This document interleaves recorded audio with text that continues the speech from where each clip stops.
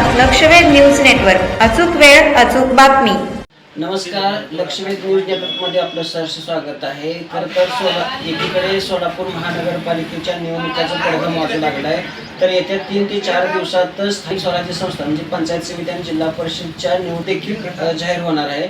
त्याच अनुषंगानं स्वाभिमानी शेतकरी संघटनेची नेमकी भूमिका काय असणार आहे याविषयी चर्चा करण्यासाठी आज आपल्यासोबत स्वाभिमानी शेतकरी संघटनेचे पप्पू पाटील आपल्यासोबत आहेत. पटेल, आपलं लक्षवेध न्यूज नेटवर्कमध्ये आपलं सहर्ष स्वागत आहे. येणाऱ्या स्थानिक स्वराज्य संस्थेत पंचायत समिती आणि जिल्हा परिषदेमध्ये आपल्या स्वाभिमानी शेतकरी संघटनेची भूमिका काय असणार आहे?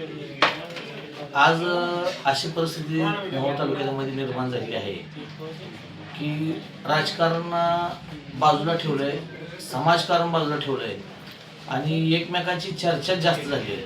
त्यामुळे स्वाभिमानी शेतकरी संघटना ठाम भूमिका घेणार आहे की ही जिल्हा परिषद पंचायत समिती स्थानिक स्वराज्य संस्था निवडणूक आहेत. या निवडणुकीमध्ये जे लोक म्हणजे आमच्याबरोबर आहेत की तिसरी आघाडी स्थापन करण्याचा आम्ही निर्णय घेतोय. ह्या 2 दिवसामध्ये मीटिंग करून प्रत्येकाबरोबर आम्ही चर्चा केलेली आहे. भाजपमधले काही नाराज लोक असतील आमच्या टचमध्ये आहेत. वंचित बहुजन आघाडी आहे, RPI गवई गट आहे, शिवसेना उबाटा गटातले लोक नाराज आहेत ते आमच्याबरोबर आहेत, काँग्रेस आहे आणि इतर जणांचे बऱ्याचशाच म्हणजे जे संघटना आहेत त्या संघटनाचं 2 दिवसामध्ये आमची मीटिंग होईल आणि त्या मीटिंगमध्ये चर्चा होऊन स्वाभिमानी शेतकरी संघटनेची धुरा म्हणून आम्ही जिल्हा परिषद पंचायत समिती तिसरी आघाडी स्थापन करण्याचे विचार करतो. खरं तर आपण शेतकऱ्यासाठी लढत आहात, परंतु मध्यंतरी आपल्या स्वाभिमानी शेतकऱ्यांनी विविध कारखान्यावरती देखील ऊस दरासाठी आंदोलन केलं होतं. परंतु एकीकडे आपण शेतकऱ्यांसाठी लढा देत असताना दुसरीकडे कारखानदार मात्र या निवडणुकीत उत्साहानं सहभागी होत आहेत. काय सांगा? नाही, आतापर्यंत आम्ही स्थानिक स्वराज्य संस्थेच्या निवडणुकीमध्ये भाग घेतला नव्हता आणि आम्ही फक्त शेतकऱ्यांसाठी काम करत होतो.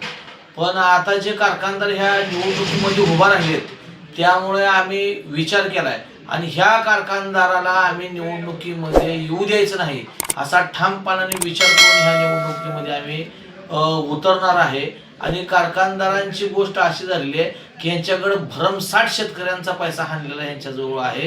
ह्यांच्याकडे काटामाऱ्याचा पैसा असेल, ह्यांच्याकडं शेतकऱ्यांचा म्हणजे भाव जाहीर करून जे पैसे दिलेले नाहीत ते पैसा असेल, ह्यांच्याकडे भला मोठा पैसा झाला आहे.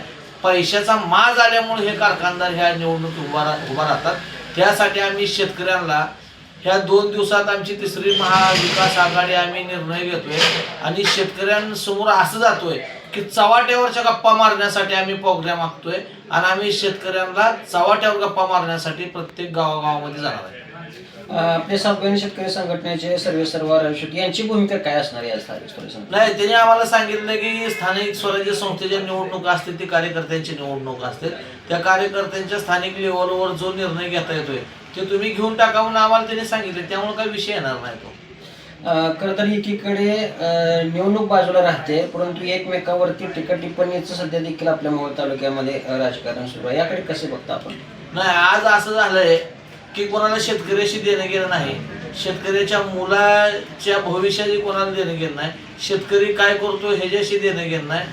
फक्त स्वतःच्या स्वार्थासाठी या मोहोळ तालुक्याची एक करमणूक म्हणून या ठिकाणची ही निवडणूक लढली आहे का काय असं आम्हाला वाटतंय. विकासाचा प्रश्न न घेता प्रत्येक जण उठतोय आणि एकमेकाची चेष्टा करतोय, एकमेकावरती काही त्यांना हे खालच्या गलीच्या पातळीवर जाऊन प्रचार करतोय. म्हणजे ही करमणूक झाली, साधन झाले का विकासाचं नेतृत्व झाले आम्हाला काही कळलं नाही. त्यामुळे आम्ही चव्हाट्यावरच्या गप्पा म्हणून विषय काढलाय ना. आता चर्चेला विषय शेतकऱ्यासमोर जातोय ना, चव्हाट्या गप्पा जातोय. आपण शेतकऱ्यांच्या ऊस दरासाठी आंदोलन करतात, परंतु शेतकरी देखील राजकीय व्यासपीठावरती मोठ्या उत्साहाने जातोय, परंतु आंदोलनामध्ये मात्र सक्रिय सहभाग घेताना दिसून येत नाही. काय सांगा? नाही, शेतकऱ्यांचा असा विषय आहे की आंदोलनामध्ये शेतकऱ्यांनी ह्यावेळेचा मात्र आम्हाला चांगला प्रतिसाद दिलेला आहे.